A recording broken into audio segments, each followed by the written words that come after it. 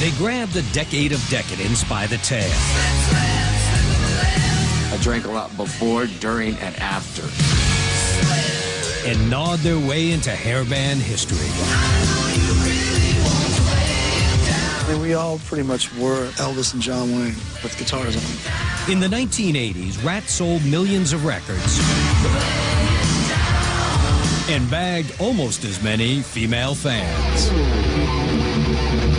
It was unbelievable. I'm sure I stuck my dick out too many times. I walked in one day and said, you know, this place smells like a boat. Now with never-before-seen footage. Yeah. Oh, wasted last night. Threw up in the ashtray. And exclusive outtakes.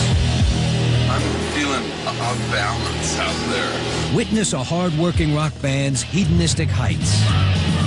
Panties and bras and sex toys hanging from the ceiling. In horrific lows. I opened the door, and there's Robin with a bottle of vodka upside down, just bubbling up. And in one of the last interviews with Doom guitarist Robin Crosby, revisit the moments where it all went tragically wrong. I certainly handed over my life to the devil. I think he thought he was invincible. It's time to go round and round with RATT. We realized that, you know, we probably really don't like each other very much. Here's Bobby bumming out. This is the story behind the music. Everybody was on their own planet, and there was no coming back. Come on, buddy. That was a hot show.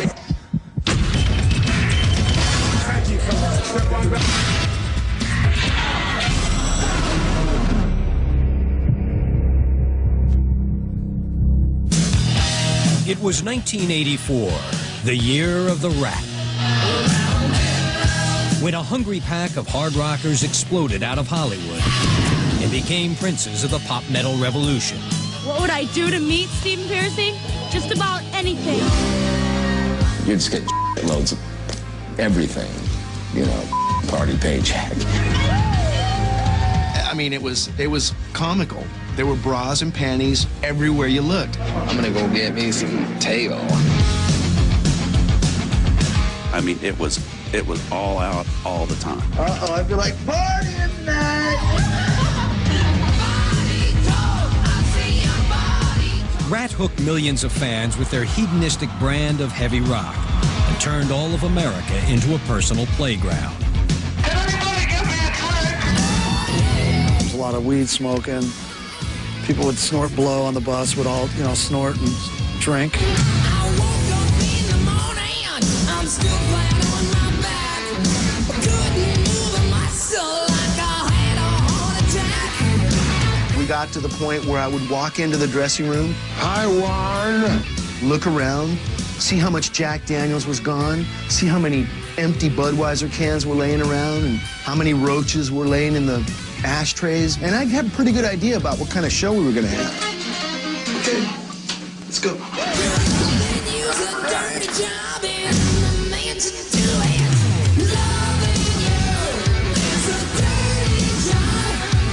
Not long after taking it to the limit, RATT went over the edge.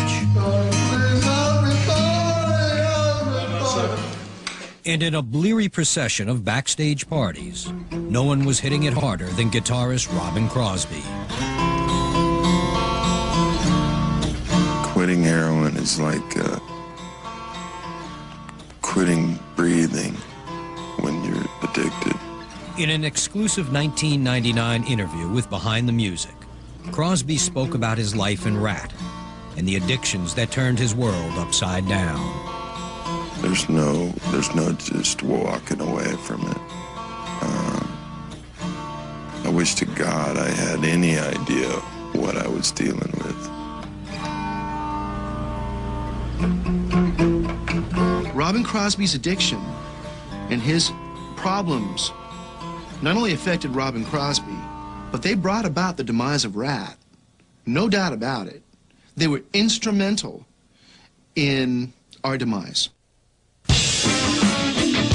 RATT's sordid tale begins in the early 70s in San Diego, California, where a hot-wired team named Stephen Pearcy was dreaming about a life in the fast lane. I was a pretty rambunctious freak, you know, as a kid, like trouble. Since I can remember, I've always wanted to drive race cars, dragsters, funny cars, anything fast. In July of 1974, when Stephen was 15, a tragic accident nearly took his life and put the brakes on his racing career for good. I was just on a bike hauling ass, and a moving pile of steel ran me over. Luckily, you know, it just broke the legs, but it was a process. It took years to get back to normal. As he recovered, Stephen discovered the rush of rock.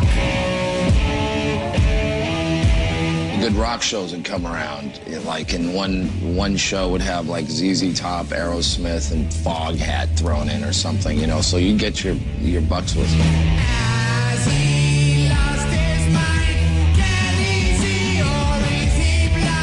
So I was out constantly seeing these bands, you know, with a pocket full of weed, a pack of papers, you know, bit of acid, and you're off and running, you know.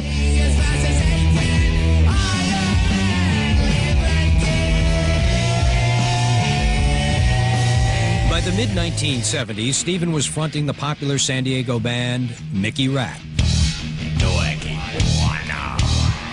and partying with fellow musicians like guitarist Robin Crosby. Tawny Katane was Robin's girlfriend at the time. Yeah, I'll be done in just a second. And puts the joint down and just starts playing. That's what they all did every day. We'd go to his place and play guitars and hang around. And yeah, we got into serious some pot smoking and recreational drug use. Yeah. Stephen was happy to see his band filling San Diego ballrooms until he and Robin took a fateful field trip to L.A. to see a new band called Van Halen. They were playing like they were in an arena, you know. Ed would be slamming himself against his cabs, and Dave would be just a freak, you know, and it was just, oh, man. That first night, it was like, you know, there's nothing like that going on in San Diego. So I knew we had to get up there to Los Angeles.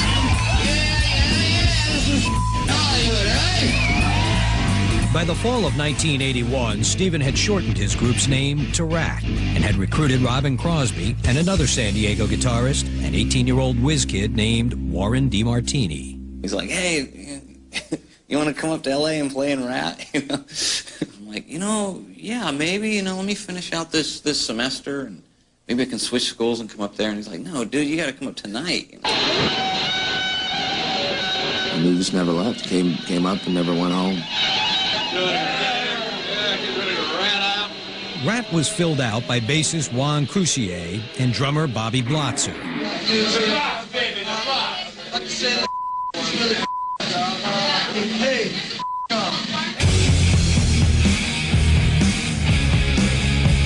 And within a few months, the group was making a name for itself with roundhouse hooks and a seductive style that lured the ladies.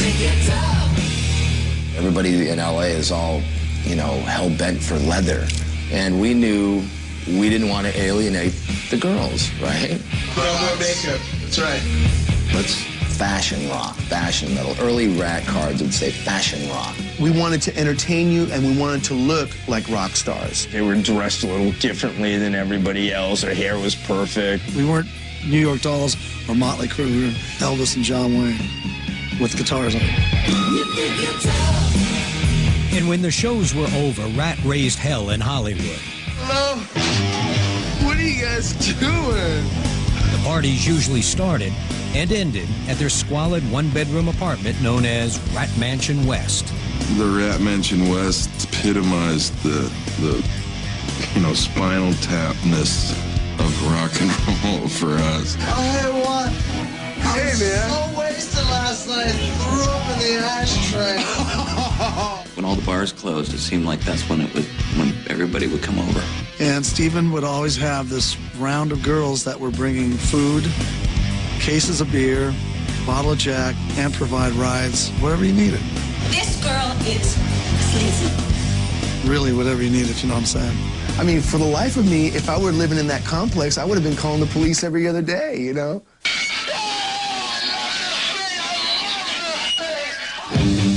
In the summer of 1982, Motley Crue hit the big time. Soon, record labels were scouring the Strip in search of the new crew. But while scores of big-haired bands landed deals, RATT was left without a nibble. It was sort of becoming like, wow, is anybody gonna sort of bite on this? You know, Why aren't we signed? You know, we're a good musical band. We can play, you know, and we've got good songs. In the fall of '82, RATT finally found a believer in indie label owner Marshall Burrell. Not only did I see 5 great-looking guys that were really into style, they were good songwriters. They had great hooks, had great songs, and that really turned me on. Burrell signed the band to his Time Coast Records label. And in May 1983, RATT and Roll was unleashed with a 6-track EP. It blew my mind. It was like, what is this? Literally, every song was killer. that EP was selling a lot of copies. So all the labels that were, you know, saying you to RATT before, now we're coming to the table. Still, months went by without a major label closing the deal. So in July of '83, Burrell arranged a showcase for the band at LA's Beverly Theater. I had this feeling that was kind of the last chance, because I think most other labels had seen us already. And it was, I remember the feeling going on stage for that gig was that it's this or nothing. We know you guys from Hollywood, you know, you kind of like check things out just a little bit, right? Before you it, right? And that night, the president from Atlantic Records came backstage and said, "How would you like to be with us?" And we were like, that's good enough for Led Zeppelin and the Rolling Stones. I think it's good enough for us, you know. What's the intro you're gonna do, Robert? In the fall of '83, RATT began recording their major label debut. They'd soon be the toast of pop metal, but their hits would come with a hellacious hangover. You better take with your eyes. Next, non-stop partying puts the hurt on RATT. The line was getting blurred from the after-gig celebration to an all-day routine. When Behind the Music continues. After years in the rock trenches, RATT had the tightest riffs and the biggest hair of any band on the Sunset Strip.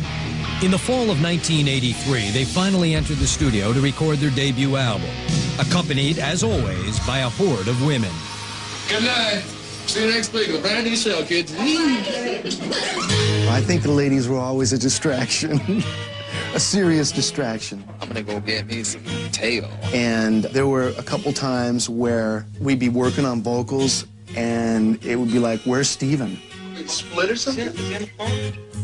I don't know. I thought he was here. Where's he? There were a couple of times when I was privy to some pretty exciting moments with Stephen and whoever the Mrs. Piercy of the day was. I'm sure I stuck my out too many times, but you know what? Hey, whatever.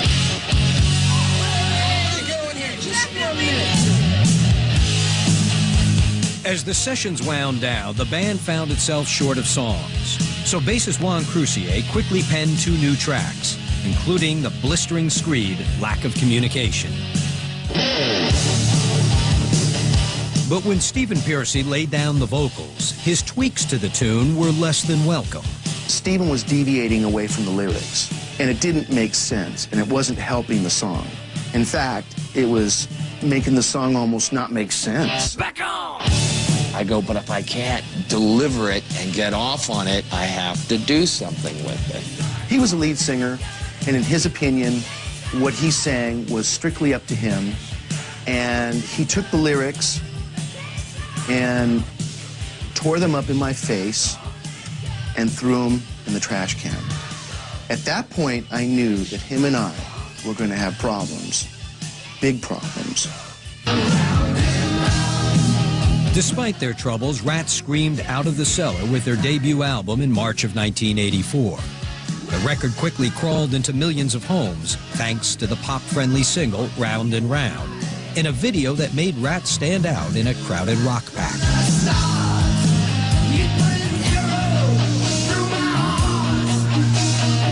Marshall took it upon himself to say to the group, well, listen, we need maybe sort of a little bit of a comedy factor. Yeah, this room is so small, I put a key in a lock and broke a window. I went to my uncle, Milton Berle. I'm giving you a space so you can cut back and forth. Okay. I know exactly what I'm doing. Okay. And told him that I had an idea about a video. Wait a minute, wait till I get concentrated. MTV had just started really taking off. When the video came out and started getting heavy rotation on MTV, and then the album went platinum within 10 or 20 weeks. Then all of a sudden we had some semis and staging, and we were out headlining arenas.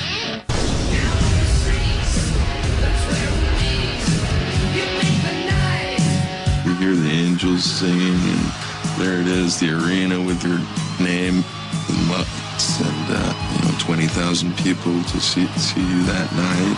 I have a special message from Atlantic Records for RATT. Congratulations! Your album has just sold 1,500,000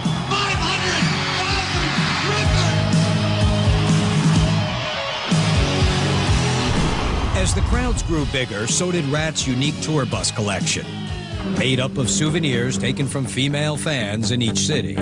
Started looking like a lingerie store or something. It looked good and occasionally smelled great.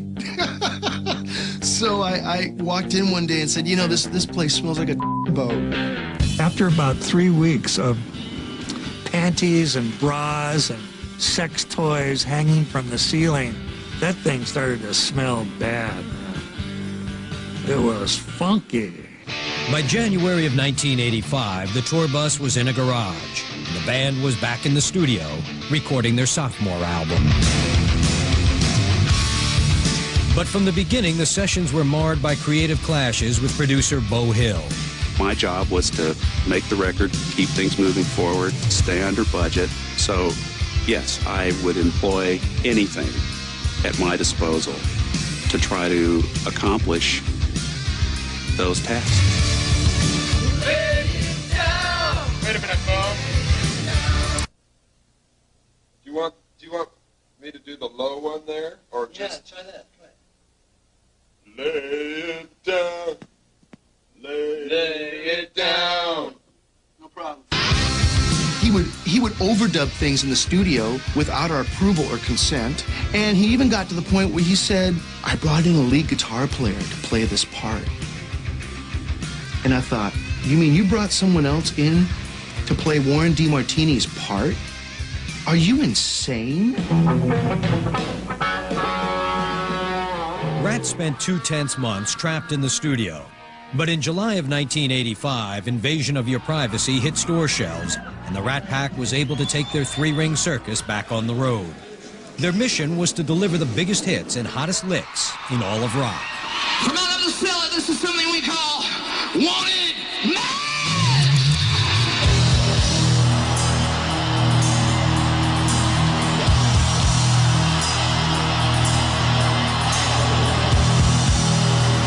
I always wanted to put on the best show I could ever put on for each audience in every city. So knowing how difficult it is to maintain a strong level of performance from day to day on the road, most of the moves that I would do were repeated every night. We would always think Juan totally was overdoing everything. You know, we had all these names for his moves. We had the gyrocopter, the dive bomber, the spinning top, the Wanderland, wandering around, where am I, kind of. Funniest one was the one where you flipped the bass all the way around your body, you know? And this one night, the bass just came off and just flew over the drums and it's like almost out of the arena. It sounded like someone picked up the building and dropped it down. The shows lasted only a few hours, but the party never ended. Especially for lead singer Stephen Pearcy. My vice was having the good champagne, too much Jack, tequila, whatever floated the boat, right? The line was getting blurred from, you know, sort of the celebration, the after-gig celebration to just it being a routine, an all-day routine. I drank a lot before, during, and after. But everybody had a bit of their own rock star mode thing going. The lead singers tend to take it above everybody else. I think they call it LSD, lead singer's disease, baby. The problem was that when you forget what city you're in... Happy New Year, Tokyo! And you're in, let's say, Kansas City, and you yell out something like, "Good evening, Denver." I mean, it's horrible. And everybody's looking at you like, you don't even know what town you're in, buddy. Playing tonight at the Meadowlands. Even writing them down for me didn't work. So eventually I just stopped. I just said, hey, how the f you doing? Once we started saying, hey, look, you know, why don't we chill out the partying and make sure that we just, you know, do things in the appropriate manner, that's when sort of things just started drifting apart. RATT members focused their frustration on their stubborn singer, little realizing that rhythm guitarist Robin Crosby was slipping into an abyss of his own. Next, Robin loses control of his addiction. Get up for the show, get up in the middle of the show, and get up after the show.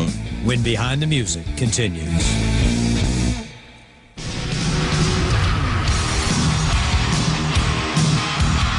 By the end of 1985, RATT had amassed millions of followers with their hook-heavy headbanging and live shows that were nothing short of incendiary.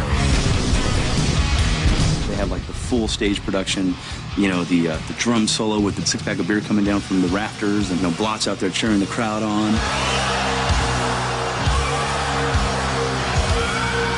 Just really gave it their all, you know what I mean, vocally, musically, just bare knuckles out there really doing it as a live band. But despite the band's onstage skills, tensions within the group slowly turned their concerts into battlefields.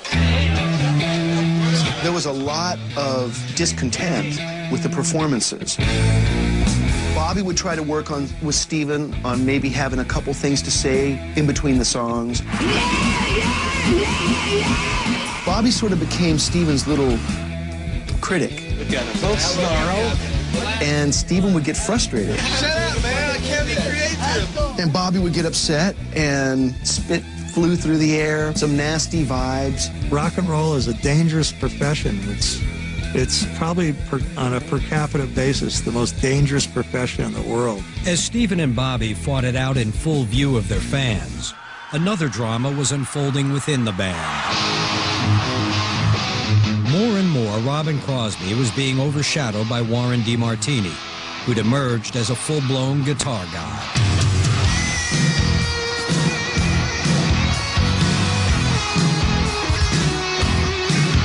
Warren was really sort of what I call their Joe Perry. He'd be just kind of looking cool and playing and rocking, but he definitely was their musical sort of guitar hero backbone.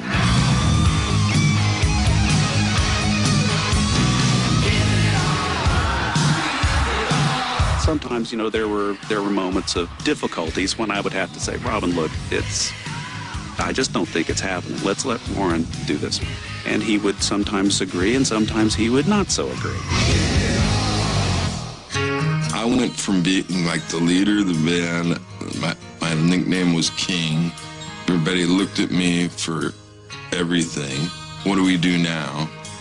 You know, to a lot of feelings, and I never understood why. Humiliated by his diminishing role, Robin secretly nursed his broken ego with copious amounts of drugs and alcohol. Robin was starting to pull away from the band. Robin just opened a beer. Hey. Robin had always felt like Warren and him were a team, and he felt like he was sort of getting demoted, and that's where a lot of the problems became evident. I got to the point where I was doing a lot of drugs. It was like get up for the show, you know, get up in the middle of the show and get up after the show. I'm feeling off balance out there. Band morale was at an all-time low when RATT reported to the studio to record their third album in the spring of '86. And when they weren't clashing with each other, they were beefing with producer Beau Hill. The priority was on delivering the product on time as opposed to delivering an amazing record. And that was part of the problem that became unbearable with Beau Hill. It was just like, wait a minute, you know, do we have to rush through this again? Can't we just take a little time and maybe refine these songs a little better? I mean, it was a triage ward. You know, it was like, pull out all the stops. You've got to get this thing done. Clock is running. Figure it out. With time running out, RATT felt caught in a trap. Making matters worse, Stephen Pearcy was virtually invisible during the studio sessions. He would come down and record a cassette of the music, go back to his house and write. We didn't know what he was writing, melody, you know, it was not very cool. They were always like, where is he? He's never at rehearsals. He's never here. I'm writing songs. I can't write songs around people telling me what to write. Released in September 1986, Dancing Undercover would go platinum. Still, RATT soon found its popularity under siege by a new band called Guns N' Roses, and all hair bands began losing their hold on the public. Out of the Cellar was a 3 million seller, and then everything from there on out was less and less. All of a sudden, you know, the pretty boys and the spandex, you know, that wasn't cool anymore. It was sort of cool to be like a bad boy and a little nasty and a little bit of an ass. I mean, all the bands changed their image after Guns. Cecil B. DeMille. With sales slipping, RATT sought a sonic makeover with former Queen producer Mike Stone. In the summer of '88, they began work on their fourth album, but RATT's brawling and Stone's boozing turned the Reach for the Sky sessions into a disaster. This guy's got a serious drinking issue, and it could quite possibly be affecting our record. And we heard those tracks, we were mortified. Mike says to me, I've got to send Atlantic some DAT tapes. I said, well, you better stall them. You better not send them this. I mean, or, you know, something's going to hit the fan.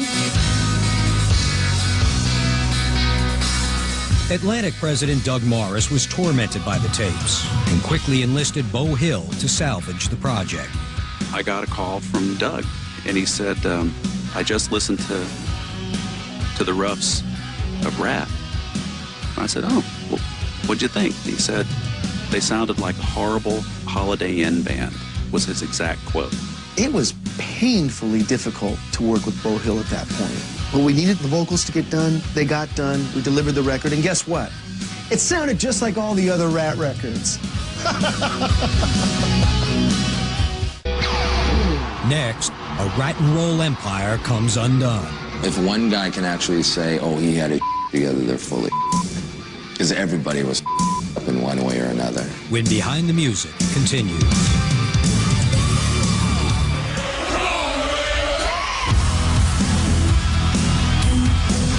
RATT rolled through the 1980s with a vengeance, piling up 4 platinum albums and filling arenas around the globe.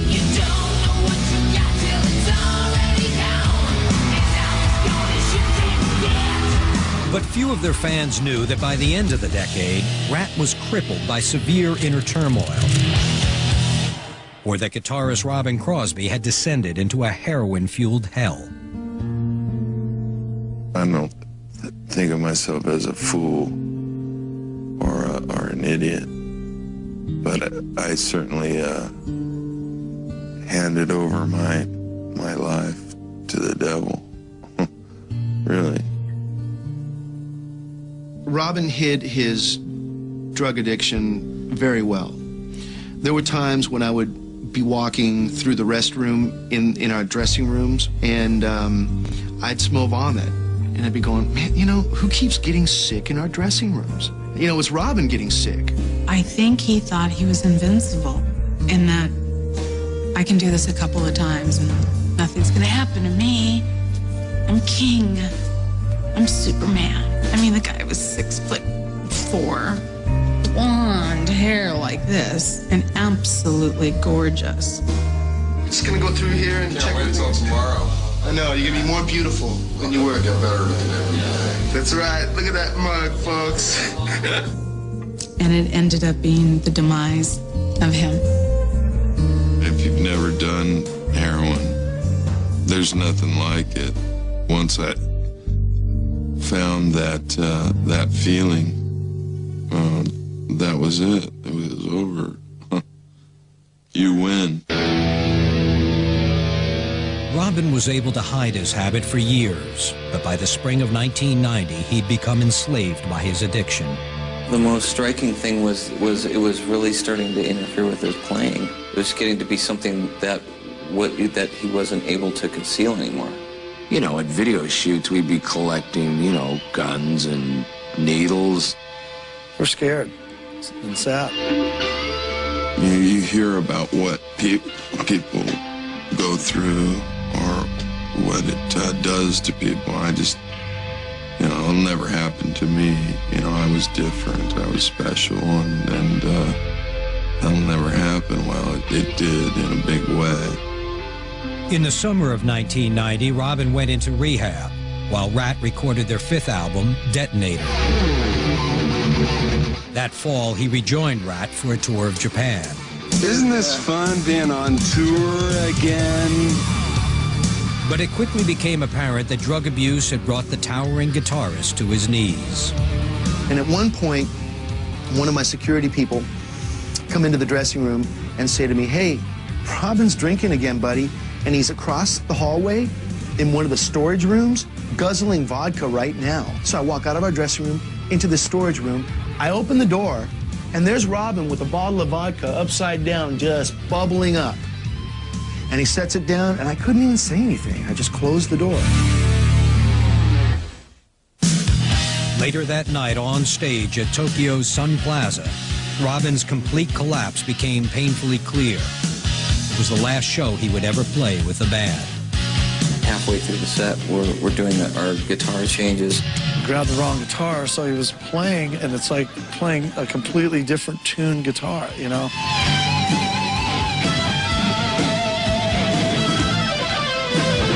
It just sounded like, you know, the end of the world.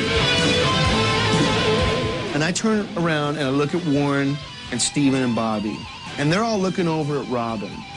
And I look at the audience, and everyone in the audience is looking at Robin. So at one point, the whole arena, including the band, is looking at Robin. And that's when I knew that if something didn't change, it was the end of RATT for Robin. I felt terrible at the time. Felt like I was messing up, you know, my baby. Because it was my baby, you know, Steven and mine and Warren's dream. The band recruited former Scorpions guitarist Michael Schenker to replace Robin, who was sent back to the U.S. for another round of rehab. We were sort of scared because we didn't know what to say to him, and we didn't know how to help him. That was kind of the thing where we thought, we need to do this for his own good. It didn't, you know, help things. It got worse after that. The band stayed on the road, but their brand of hair metal was suddenly obliterated by the revolutionary riffs of grunge rock. By the time the tour hit the States, RATT's concert devotees were dwindling by the hour. Hey, we're all the people. You know, we're pulling in 5,000, 6,000, 7,000 people in these 13, 15,000 seat arenas, which was starting to really wear on everybody. The second I heard Nirvana and Temple of the Dog and all that, I was like, you know, time for to change the channel for a while. By the time the tour ended, the tension had become unbearable. RATT owed Atlantic Records one more album, but in February of '92, Stephen Pearcy abruptly quit the band. You know, if you don't like the people you're working with, don't work with them. I mean, I know why he quit, because, you know, we couldn't stand each other at that point. Everybody was just fried. Fried. I don't know how else to put it. So if one guy can actually say, oh, he had his together, they're full of because everybody was up in one way or another. Whether you're in your happy marriage or on your happy dope, or like me, happy I don't know.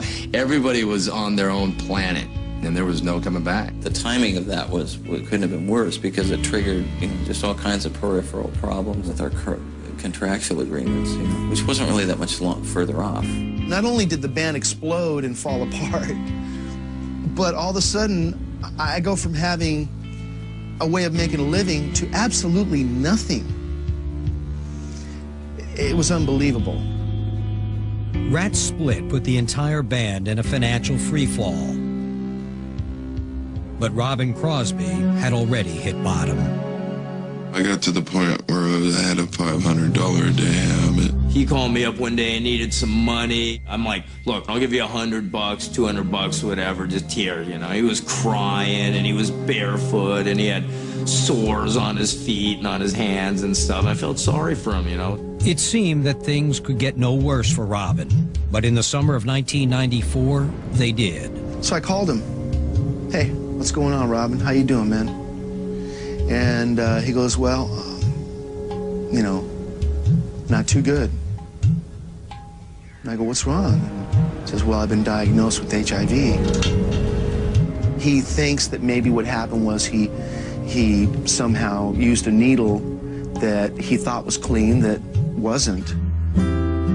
What I've been through is the worst. The worst. You know, limousines, and then the Plaza Hotel and the Forum and the Madison Square Garden to a little shack in North Hollywood is a real hard pill to swallow.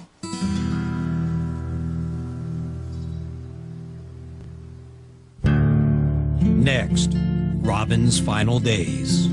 He was going to go down in flames. He wasn't going to sit there and fade away. That ain't his style. When Behind the Music continues. In the late 1980s, as a decade marked by depravity and decadence turned toxic, RATT fell apart. But by the end of 1996, they were plotting to restart their platinum party. And no one was more eager to rev it back up than HIV-stricken guitarist Robin Crosby. I understand all of their feelings towards me and my feeling towards them. You know, I up a good thing. All Robin wanted to do was redeem himself. He wanted that more than anything in the world. But one rehearsal was all it took to reveal that Robin was in no shape to handle the rigors of rock and roll. Cool. I knew right then he couldn't play. I was like, ain't gonna happen. That's being nice. Next thing I knew, they were in the studio, and that I just wasn't invited to do it, and it was real difficult for me. The new breed of RATT was far different than the original, as bassist Juan Crucier wound up joining Robin on the sidelines. I came to the conclusion that nothing had changed with Steven. When you show up to a meeting with a six-pack of beer, you're sending the wrong message. The lineup of Steven, Warren, Bobby, and new bassist Robbie Crane lasted nearly 4 years before old resentments boiled over. In early 2000, Steven again bailed on the band, just days before a 40-date tour was set to start. We realized that, you know, we probably really don't like each other very much. When Steven quit for the second time, Warren and I had a talk about getting another singer. Steven said, go ahead, get another singer, do what you gotta do. I'm done. That was pretty much the end of that whole RATT era, so to speak.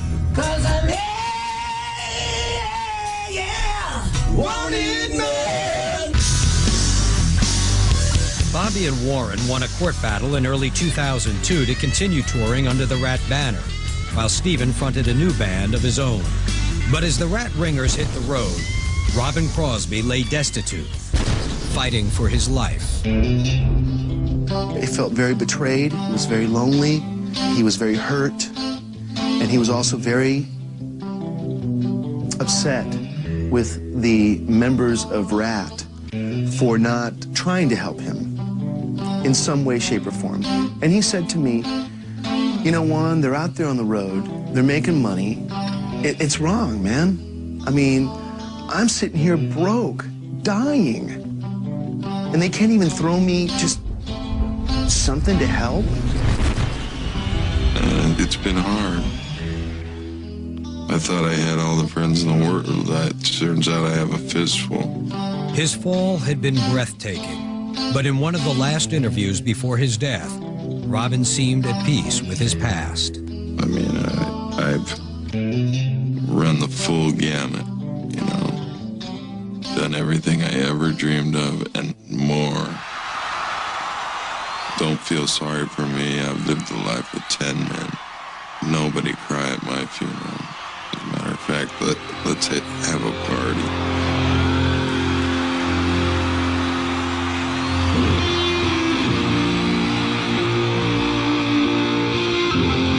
On June 6, 2002, Robin Crosby died at the age of 42.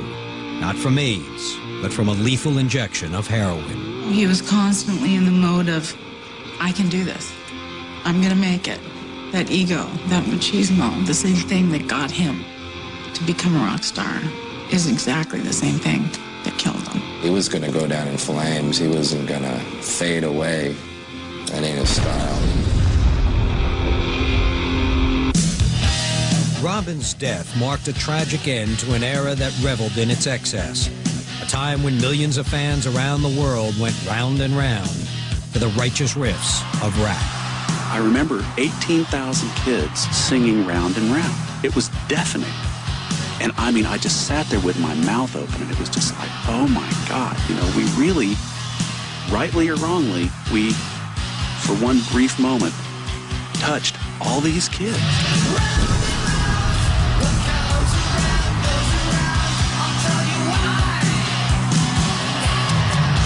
When they had all the cylinders firing, RATT was a great American rock band. Rock and roll was just a way of life, you know, for us, and it could still be, you know. It's, you know, as they say, cockroaches and rats will be the last things on earth.